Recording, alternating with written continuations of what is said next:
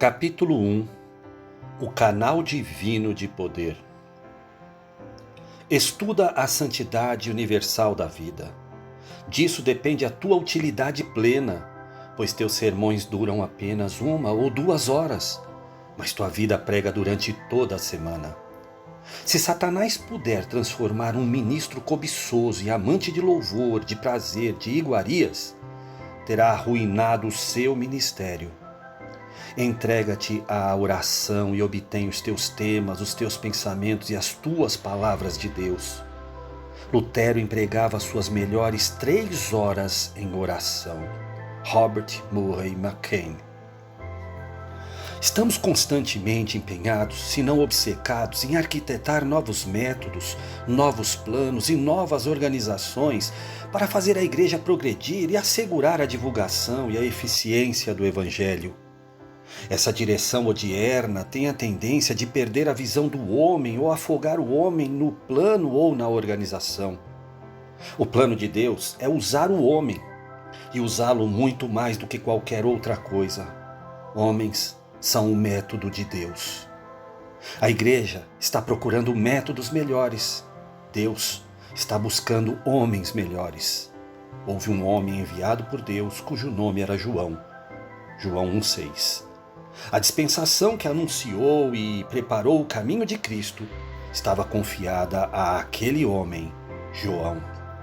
Um menino nos nasceu, um filho se nos deu. Isaías 9,6. A salvação do mundo se originou naquele filho ainda menino. Paulo traz à luz o segredo do êxito dos homens que arraigaram o evangelho no mundo quando pôs em relevo o caráter pessoal desses homens. A glória e a eficiência do evangelho dependem dos homens que o proclamam. Quando Deus declara que, quanto ao Senhor, seus olhos passam por toda a terra para mostrar-se forte para com aqueles cujo coração é perfeito para com ele, segundo Crônicas 16:9, declara a necessidade de homens e o fato de Deus depender de homens que sejam canais por meio dos quais exerça seu poder sobre o mundo. Essa verdade vital e urgente é o que esta era das máquinas tende a esquecer. Esquecê-la é funesto para a obra de Deus, como seria desastroso se o sol desaparecesse da abóboda celestial. Seguir-se-iam trevas, confusão e morte. O que hoje a igreja necessita não é de mais e melhor mecanismo, maquinismos, de novas organizações ou mais e novos métodos, mas homens a quem o Espírito Santo possa usar. Homens de oração, homens poderosos na oração. O Espírito Santo não se derrama através dos métodos, mas por meio dos homens. Não vem sobre maquinaria, mas sobre homens. Não unge planos, mas homens. Homens de oração. Um eminente historiador disse que os acidentes do caráter pessoal têm mais a ver com as revoluções das nações do que os historiadores, filósofos ou políticos democráticos o reconhecem. Essa verdade tem aplicação plena ao Evangelho de Cristo, ao caráter e à conduta dos seguidores de Cristo. Cristianiza o mundo e transforma nações e indivíduos. Em relação aos pregadores do Evangelho, é eminentemente verdadeiro. Tanto o caráter como o sucesso do Evangelho estão confiados ao pregador. Ele faz ou desfaz a mensagem de Deus ao homem. O pregador é o canal de ouro pelo qual o óleo divino flui. O canal deve ser não só dourado, mas também aberto e sem rachaduras, para que o óleo flua bem, sem obstáculo e sem desperdício. O homem faz o pregador. Deus deve fazer o homem. O mensageiro é, se possível, mais do que a mensagem. O pregador é mais do que o sermão. O pregador faz o sermão. Como o leite nutridor do seio materno é a própria vida materna, de igual modo tudo que o pregador diz está matizado e impregnado daquilo que o pregador é. O tesouro está nos vasos de barro e o sabor do vaso nele se impregna e pode descorá-lo. O homem todo jaz atrás do sermão. A pregação não é tarefa de uma hora, é a manifestação de uma vida. É preciso 20 anos para fazer um sermão, porque são necessários 20 anos para formar o homem. O verdadeiro sermão é uma obra de vida. O sermão evoluiu porque o homem se desenvolveu. O sermão é poderoso porque o homem tem poder. O sermão é santo porque o homem é santo. O sermão está cheio de unção divina porque o homem está cheio de unção divina. Paulo denominou-se meu evangelho. Não que o tenha degradado por suas excentricidades pessoais ou desviado por apropriação egoísta, mas o evangelho foi colocado no coração e no sangue do homem Paulo como uma responsabilidade pessoal para ser executada pelas peculiaridades paulinas, a fim de trazê-lo em chamas e impulsioná-lo pela ígnea energia da sua alma ardente. Os sermões de Paulo, que eram eles? Onde estão eles? Esboços, fragmentos esparsos, flutuando no mar da inspiração. Mas o homem Paulo, maior que os seus sermões, vive para sempre, em plena forma, figura e estatura, com sua mão modeladora sobre a igreja. A pregação é apenas uma voz. A voz silencia. O tema é esquecido, o sermão apaga-se da memória. No entanto, o pregador vive. O sermão não pode elevar-se em suas forças vivificadoras acima do homem.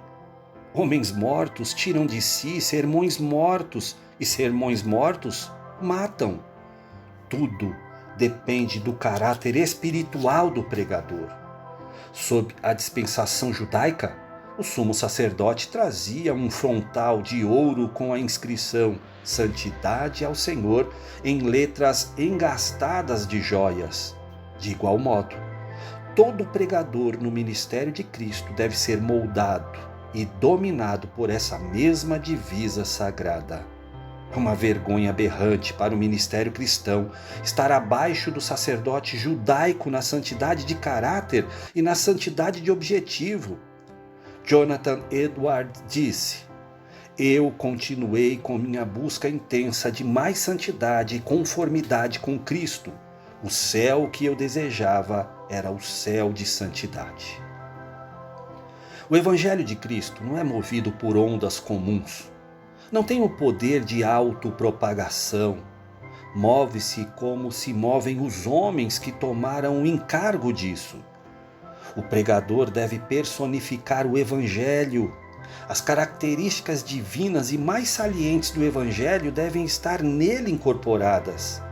O poder do amor que constrange tem que estar no pregador como uma força relevante, excêntrica, que o domina todo e o faz esquecer-se de si mesmo. A energia da abnegação própria tem que constituir seu ser, coração, sangue e ossos.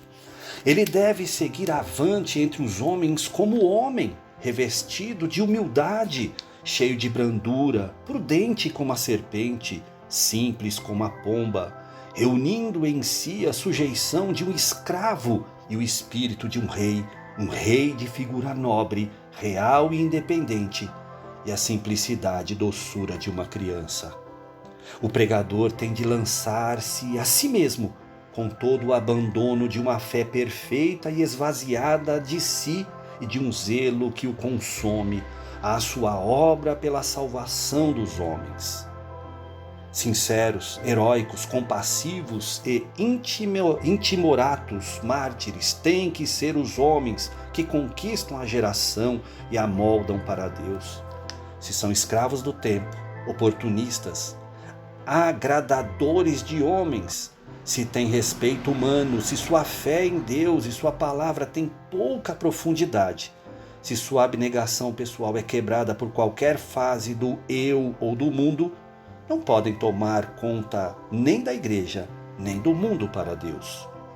A pregação mais penetrante e forte do pregador deveria ser feita a si mesmo. Sua obra mais difícil, delicada, laboriosa e radical deve ser consigo.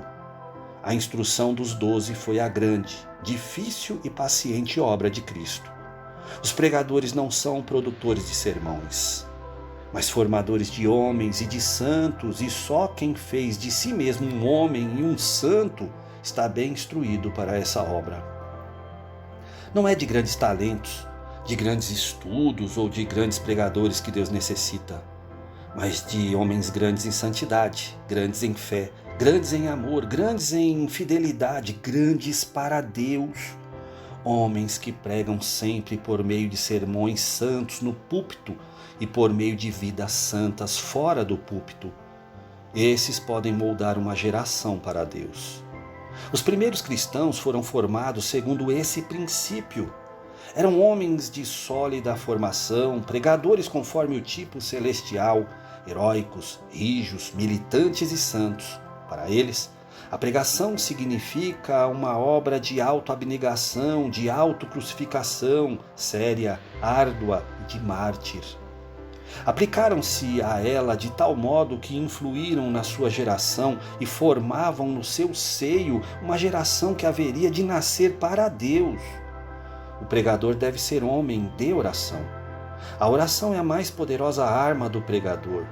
É em si mesmo uma força onipotente, dá vida e força a tudo. O sermão real é feito no recinto secreto. O homem de Deus, é formado no recinto secreto.